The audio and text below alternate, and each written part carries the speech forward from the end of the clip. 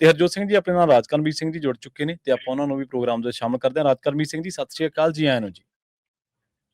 ਧੰਨਵਾਦ ਪ੍ਰਵੀਨ ਸ਼ਰਮਾ ਜੀ। ਜੀ Punjabi radio USA ਸੁਣ ਰਹੇ ਦੇਖ ਰਹੇ ਸਾਡੇ ਸਾਰੇ ਹੀ ਸਰੋਤਿਆਂ ਨੂੰ, ਦਰਸ਼ਕਾਂ ਨੂੰ ਜੀ ਆਇਆਂ ਨੂੰ ਪਿਆਰ ਭਰੀ ਸਤਿ ਸ਼੍ਰੀ ਅਕਾਲ। ਹਰਜੋਤ ਜੀ, ਸਤਿ ਸ਼੍ਰੀ ਅਕਾਲ ਜੀ। ਸਤਿ ਸ਼੍ਰੀ ਅਕਾਲ ਜੀ। ਸਤਿ ਸ਼੍ਰੀ ਅਕਾਲ ਜੀ।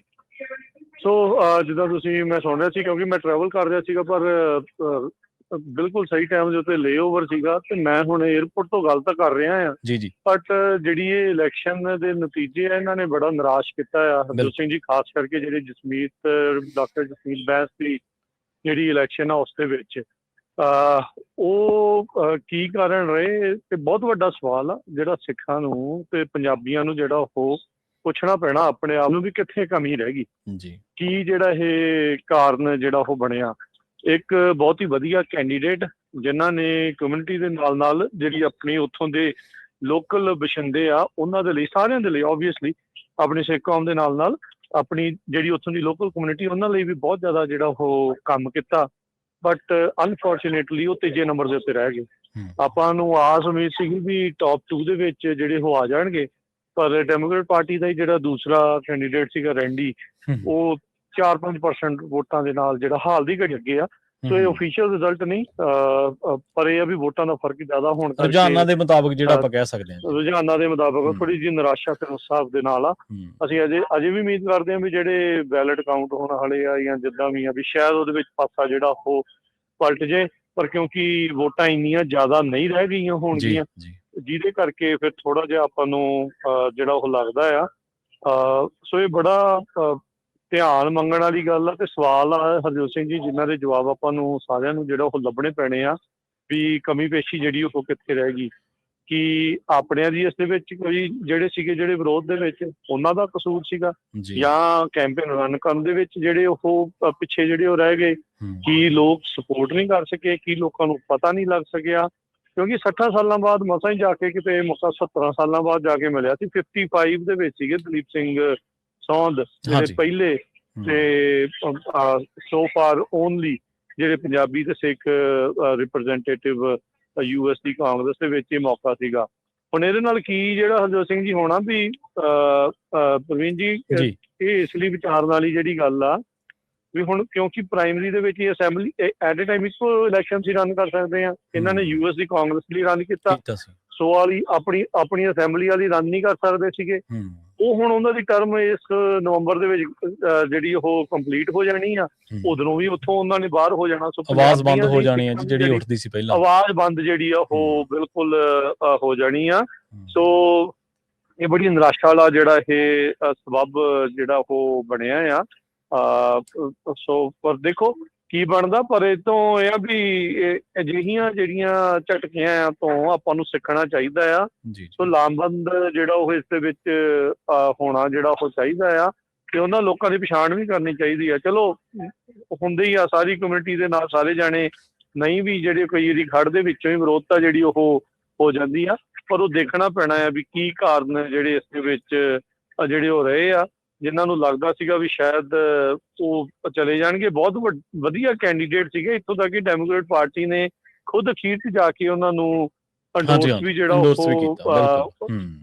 ਮਤਲਬ ਪਾਰਟੀ ਵੱਲੋਂ ਨਹੀਂ, ਉਹਨਾਂ ਦੀ ਇੱਕ ਜਿਹੜੀ ਕਮੇਟੀ ਹੁੰਦੀ ਆ ਉਹਨਾਂ ਨੇ ਕਿਹਾ ਸੀਗਾ ਵੀ ਸਾਡਾ ਜਿਹੜਾ ਕੈਂਡੀਡੇਟ ਆ ਉਹ ਜਸਮੀਤ ਬੈਂਸ ਹੋਊਗੀ। ਸੋ ਕਿਉਂਕਿ ਓਵਰਆਲ ਜੇ ਤੁਸੀਂ ਦੇਖੋ ਨਾ ਹਰਜੋਤ ਸਿੰਘ, ਵੋਟ ਸਪਲਿਟ ਜੇ ਦੇਖਿਆ ਜਾਵੇ ਤਾਂ ਵਲਡਾਹੋ ਇਵੈਂਚੁਅਲੀ ਨਵੰਬਰ ਦੇ ਵਿੱਚ ਸੀਟ ਲੂਜ਼ ਕਰ ਸਕਦਾ ਹੈ, ਕਿਉਂਕਿ ਦੋਨਾਂ ਡੈਮੋਕ੍ਰੇਟ ਪਾਰਟੀ ਦੇ ਜਿਹੜੇ ਰੈਂਡੀ ਆ ਤੇ ਡਾਕਟਰ ਬੈਂਸ ਆ, ਉਹਨਾਂ ਦੋਨਾਂ ਦੀਆਂ ਜਿਹੜੀਆਂ ਵੋਟਾਂ ਮਿਲਾ ਕੇ ਵੈਲਡਾਹੋ ਦੇ ਨਾਲੋਂ ਵੱਧ ਆ ਤੇ ਡੈਮੋਕ੍ਰੇਟ ਸੀਟ ਉੱਦਾਂ ਇਹ ਫਲਿੱਪ ਕਰ ਸਕਦੇ ਸੀਗੇ। ਬਟ ਕਿਉਂਕਿ ਉਹਨਾਂ ਦੀ ਇੰਟਰਨਲ ਦੇ ਵਿੱਚ ਪ੍ਰਾਇਮਰੀ ਦੇ ਵਿੱਚ ਆਪਸ 'ਚ ਵੋਟ ਜਿਹੜੀ ਉਹ ਵੰਡ ਹੋ ਗਈ, ਜਿਸ ਕਰਕੇ ਉਹ ਪਿੱਛੇ ਜਿਹੜੇ ਉਹ ਰਹਿ ਗਏ ਆ। ਸੋ ਡਾਕਟਰ ਬੈਂਸ ਨੂੰ ਵੀ ਰੈਟਰੋਸਪੈਕਟ ਕਰਨਾ ਪਊਗਾ, ਉਹਨਾਂ ਨੂੰ ਵੀ ਆਤਮ ਝਾਤ ਮਾਰਨੀ ਪੈਣੀ ਹੈ ਤੇ ਕਮਿਊਨਿਟੀ ਨੂੰ ਵੀ ਆਤਮ ਝਾਤ ਜਿਹੜੀ ਉਹ ਮਾਰਨੀ ਪੈਣੀ ਆ।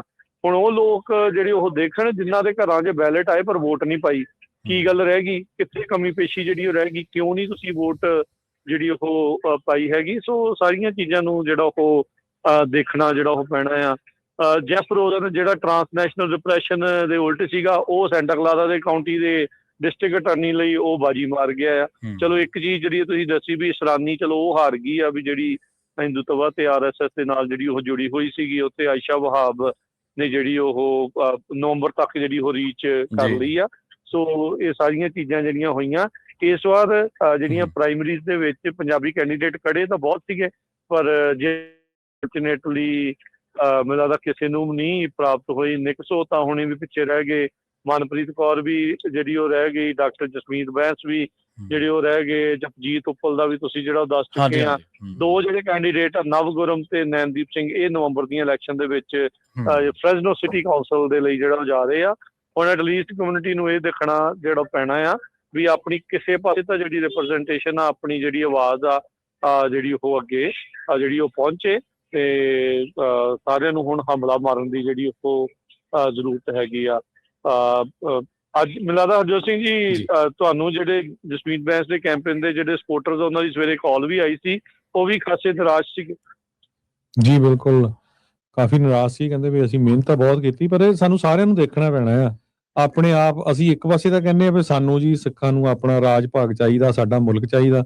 ਅਸੀਂ ਇੱਕ ਕੈਂਡੀਡੇਟ ਤਾਂ ਜਿਤਾ ਨਹੀਂ ਸਕੇ ਜਿਹੜਾ ਯੂਐਸ ਦੀ ਕਾਂਗਰਸ ਜਾ ਸਕਦਾ ਹੋਵੇ, ਤੇ ਵਧੀਆ ਕੈਂਡੀਡੇਟ।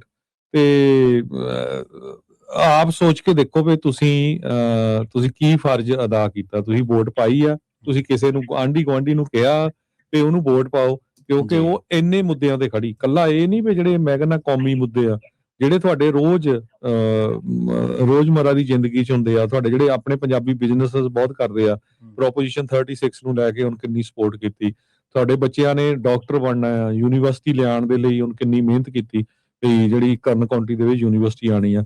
ਪਰ ਆਪਣੀ ਹੀ ਕਮਿਊਨਿਟੀ ਵੱਲੋਂ ਜਿਹੜਾ ਵਿਰੋਧ ਕੀਤਾ ਜਾਣਾ ਕੁਛ ਲੋਕਾਂ ਵੱਲੋਂ, ਉਹ ਬੜੀ ਨਿਰਾਸ਼ਾਜਨਕ ਹੈਗੀ ਆ। ਸੋ ਇਹ ਤੋਂ ਪਤਾ ਲੱਗਦਾ ਆ ਵੀ ਤੁਸੀਂ ਲੱਤਾਂ ਖਿੱਚਣ ਵਾਲੇ ਬਹੁਤ ਆ। ਫਿਰ ਨਿਰਾਸ਼ਾ ਹੀ ਜਿਹੜੀ ਆ ਉਹ ਪੱਲੇ ਪੈਂਦੀ ਹੈ। ਤੁਸੀਂ ਦੇਖੋ ਹਰਜੋਤ ਸਿੰਘ ਜੀ ਵੀ, ਪ੍ਰਵੀਨ ਜੀ ਵੀ, ਮੁੱਦਾ ਕਿਹੜਾ ਜਿਹੜਾ ਚੱਕਿਆ ਜਾ ਰਿਹਾ, ਕਹਿੰਦੇ ਜੀ ਉਹ ਵਾਲਾ ਜੈਨੋਸਾਈਡ ਨੂੰ ਤੁਸੀਂ ਜਿਹੜਾ ਉਹ ਨਹੀਂ ਜਿਹੜਾ ਉਹ ਕਹਿ ਰਹੇ ਹੈਗੇ, ਉਹ ਵੀ ਕਹਿ ਦੇਣਗੇ, ਪਰ ਜਿਹੜਾ ਆਪਣਾ ਕੀਤਾ ਉਹਦਾ ਕ੍ਰੈਡਿਟ ਕਿੱਥੇ ਆ? ਡਿਰੇਲਿੰਗ ਹੁੰਦੀ ਆ ਉਹਦਾ ਕ੍ਰੈਡਿਟ। ਹਾਂ, ਮਤਲਬ ਵੀ ਇਹ ਕੀ ਇੰਟਰਨਲ ਪਾਰਟੀ ਦੀ ਜਿਹੜੀ ਪੋਲਿਟਿਕਸ ਦਾ ਸ਼ਿਕਾਰ ਹੋ ਗਈ ਹੈ ਡਾਕਟਰ ਬੈਂਸ ਦੀ ਜਿਹੜੀ ਕੈਂਪੇਨ ਦੇ ਵਿੱਚ ਵੀ ਜਿਹੜੀ ਉਹ ਆਬਵੀਅਸਲੀ ਕੋਈ ਕਮੀਆਂ ਪੇਸ਼ੀਆਂ ਰਹੀਆਂ ਹੋਣਗੀਆਂ, ਤਾਂ ਹੀ ਬੰਦਾ ਜਿਹੜਾ ਇੱਥੇ ਤੱਕ ਆ ਜਾਂਦਾ। ਨਹੀਂ ਤਾਂ 2 ਵਾਰ ਦਾ ਅਸੈਂਬਲੀ ਵੂਮਨ, ਉਹਨਾਂ ਦੇ ਬਾਰੇ ਪਤਾ ਹੁੰਦਾ ਆ। ਪਾਰਟੀ ਦੀ ਕਮੇਟੀ ਰੈਕਡ ਵੀ ਬਣ ਜਾਂਦਾ ਜੀ ਇੱਕ, ਤੁਸੀਂ ਕਿਸ ਤਰੀਕੇ ਨਾਲ ਸਰਵ ਕਰ ਰਹੇ ਹੋ, ਕਿਹੜੇ ਮੁੱਦੇ ਚੱਕ ਰਹੇ ਹੋ, ਇੱਕ ਪੂਰਾ ਟਰੈਕ ਰਿਕਾਰਡ ਬਣ ਜਾਂਦਾ ਉਹਨਾਂ ਦਾ। ਨਹੀਂ ਬਿਲਕੁਲ, ਇਹ ਕਮਿਊਨਿਟੀ ਨੂੰ ਜਿਹੜਾ ਉਹ ਇੱਕ ਵਾਰੀ ਫਿਰ ਸੋਚਣਾ ਚਾਹੀਦਾ, ਦੇਖਣਾ ਚਾਹੀਦਾ ਵੀ ਵਾਟ ਇਜ਼ ਗੋਇੰਗ ਔਨ, ਆਪਾਂ ਚਾਹੁੰਦੇ ਕੀ ਆ ਤੇ ਆਪਾਂ ਕਰ ਕੀ ਰਹੇ ਆ। ਇਹ ਜਿਹੜਾ ਗੈਪ ਆ ਇਹਨੂੰ ਦੂਰ ਕੀਤਾ ਜਾਵੇ। ਇਟਸ ਨਾਟ ਗੁੱਡ, ਇਹ ਵਧੀਆ ਚੀਜ਼ ਨਹੀਂ ਜਿਹੜੀ ਉਹ ਇਸ ਟਾਈਮ ਚੱਲ ਰਹੀ ਹੈਗੀ। ਸੋ ਜਿੱਦਾਂ ਹਰਜੋਤ ਜੀ ਨੇ ਕਿਹਾ ਵੀ ਗੱਲਾਂ ਦਾ ਆਪਾਂ ਕਹਿੰਦੇ ਆ ਵੀ ਈਡੀਆਂ ਵੱਡੀਆਂ ਆਪਾਂ ਆਹ ਵੀ ਕਰ ਦੇਣਾ, ਉਹ ਵੀ ਕਰ ਦੇਣਾ, ਇਹ ਹੈ ਉਹ ਹੈ, ਤੇ ਕੀ ਚੱਕਰ ਕੀ ਆ ਵੀ ਆਪਾਂ ਇੱਕ ਬੰਦਾ ਆਪਣਾ ਜਿਹੜਾ ਜਿਤਾ ਕੇ ਨਹੀਂ ਜਿਹੜਾ ਉਹ ਖਿਲਾ ਸਕਦੇ। ਸੋ ਬੰਦੇ ਵੋਟ ਕਿਉਂ ਨਹੀਂ ਪਾ ਰਹੇ ਆਪਣੇ, ਕਿੱਥੇ ਜਿਹੜਾ ਉਹ ਰਹਿ ਜਾਂਦੇ। ਮੈਨੂੰ ਲੱਗਦਾ 35-40% ਦੇ ਵਿਚਾਲੇ ਸੀਗੀ ਓਵਰਆਲ ਜਿਹੜੀ ਪਰਸੈਂਟੇਜ ਵੋਟਿੰਗ। ਤੁਹਾਡੀ ਇੱਕ ਵੋਟ ਪਾਈ ਨਾ, ਤਿੰਨ ਵੋਟਾਂ ਦੇ ਬਰਾਬਰ ਸੀਗੀ।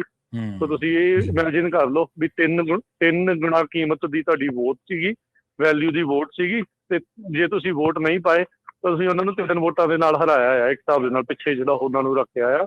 ਸੋ ਜਿਹੜਾ ਆਤਮ ਝਾਤ ਮਾਰਿਆ ਜਾਵੇ, ਦੇਖਿਆ ਜਿਹੜਾ ਉਹ ਇਸ ਦੇ ਵਿੱਚ ਜਿਹੜਾ ਉਹ ਜਾਵੇ, ਤੇ ਬੰਦਾ ਅਖੀਰ ਤੇ ਜਾ ਕੇ ਕਹਿੰਦਾ ਵੀ ਮਿਲਦਾ ਉਹੀ ਆ ਜੋ ਤੁਸੀਂ ਕਰਦੇ ਆ, ਜੋ ਤੁਸੀਂ ਚਾਹੁੰਦੇ ਆ, ਵੀ ਜੋ ਤੁਸੀਂ ਡਿਜ਼ਰਵ ਕਰਦੇ ਆ। ਕੀ ਆਪਾਂ ਇਹੀ ਡਿਜ਼ਰਵ ਕਰ ਰਹੇ ਆ? ਇਹ ਕੌੜੇ ਸਵਾਲ ਨੇ, ਇਹ ਥੋੜੇ ਅਜਿਹੇ ਸਵਾਲ ਨੇ, ਔਖੇ ਸਵਾਲ ਨੇ, ਜਿਨ੍ਹਾਂ ਦਾ ਜਵਾਬ ਆਪਾਂ ਜਿੰਨੀ ਜਲਦੀ ਲੱਭ ਲਾਂਗੇ ਠੀਕ ਆ। ਲਾਮਬੰਦ ਆਪਾਂ ਹੋਣਾ ਆ ਜਿਹੜੇ ਸਾਡੇ ਉਲਟ ਜਿਹੜਾ ਪ੍ਰਚਾਰ ਕਰ ਰਹੇ ਆ ਉਹਨਾਂ ਦੇ, ਤੇ ਅਸੀਂ ਆਪਣੀ ਅੰਤਰ ਜਿਹੜੀ ਆ ਉਹ ਘਰ ਦੀਆਂ ਲੜਾਈਆਂ ਦੇ ਵਿੱਚ ਹੀ ਫਸੇ ਪਏ ਆ।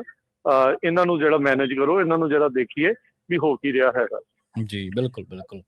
ਸੋ ਇਹ ਨਤੀਜਿਆਂ ਦੇ ਉੱਤੇ ਆਪਾਂ ਚਰਚਾ ਕੀਤੀ ਸੀਗੀ, ਤੇ ਆਪਣੇ ਨਾਲ ਜੁੜੇ ਰਾਜਕਰਮਵੀਰ ਸਿੰਘ ਜੀ ਵੀ ਜੁੜੇ ਸੀਗੇ, ਤੇ ਹਰਜੋਤ ਸਿੰਘ ਜੀ, ਰਾਜਕਰਮਵੀਰ ਸਿੰਘ ਜੀ। ਆਪਾਂ ਇੱਕ ਬ੍ਰੇਕ ਦੇ ਲਈ ਰੁਕਦੇ ਹਾਂ ਜੀ, ਤੇ ਬ੍ਰੇਕ ਤੋਂ ਬਾਅਦ ਫਿਰ ਹੋਰ ਖਬਰਾਂ ਦੇ ਉੱਤੇ ਚਰਚਾ ਕਰਾਂਗੇ। ਬਹੁਤ ਧੰਨਵਾਦ ਤੁਹਾਡਾ ਜੁੜਨ ਦੇ ਲਈ ਜੀ, ਧੰਨਵਾਦ ਜੀ।